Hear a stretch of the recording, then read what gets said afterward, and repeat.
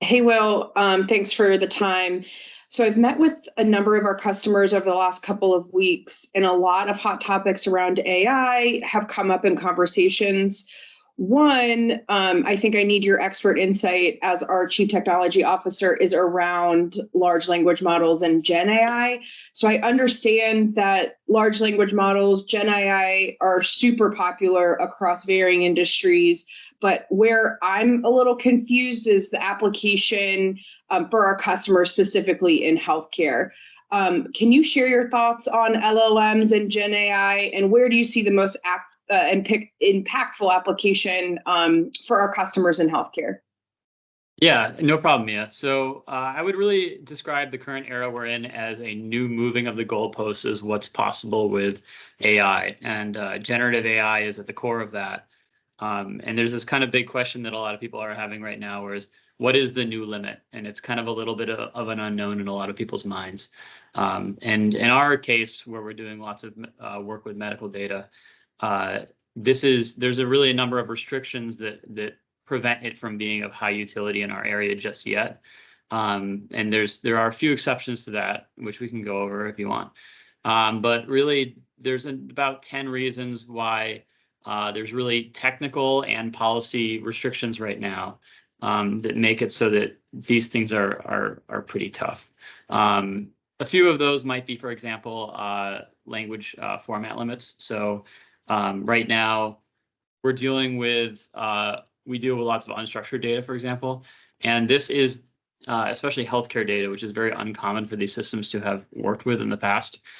So getting OCR data and combining that with medical concepts is a relatively an out of knowledge capability of a lot of these systems, and training these models on PHI is a big no-no. Because they're sequence to sequence in nature, and you don't want to regenerate those sequences of PHI. There are ways to get around this, but they're not as effective as if real PHI were used. But of course, there's risks that come with that. So that's an awfully big one, and just an example of a policy side. On the technical side, the costs of these systems are larger than they might seem initially.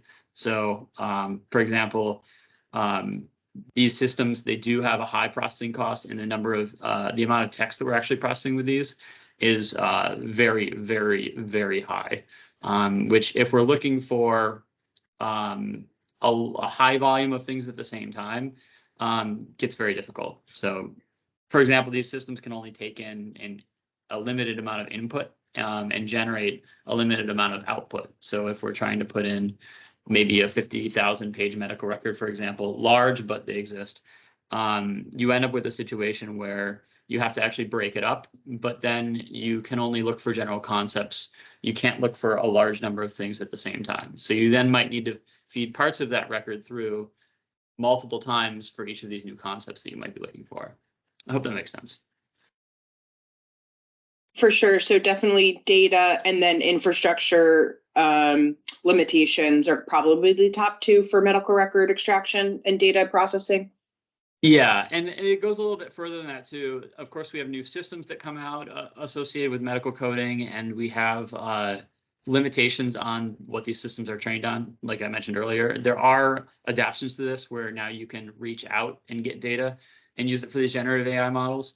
That is increasingly important, especially if we're dealing with something like SNOMED, where there are a high volume of codes.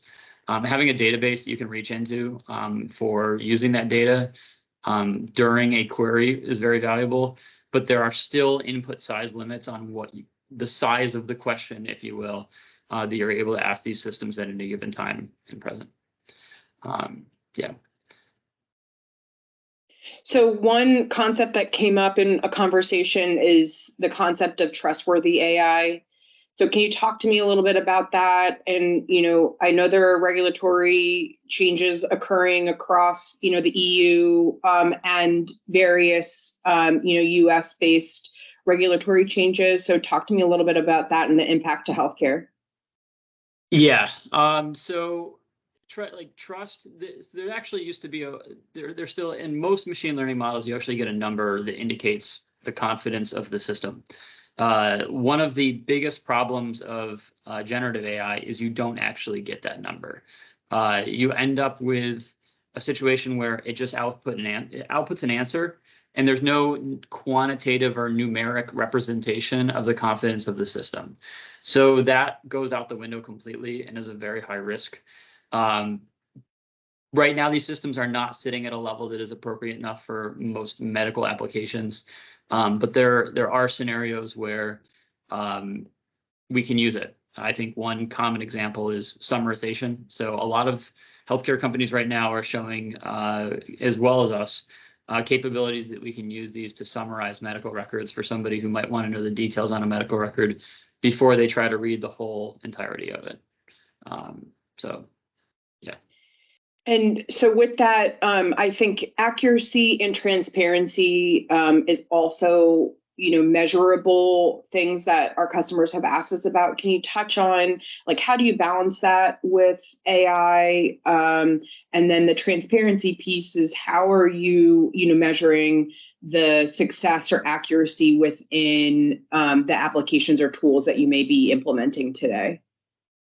Great question. So regarding transparency, of course, neural networks do have some transparency.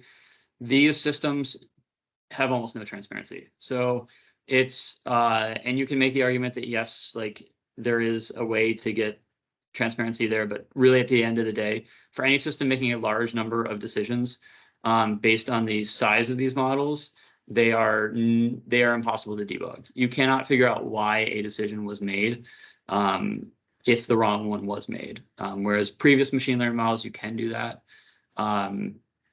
which is a pretty big one.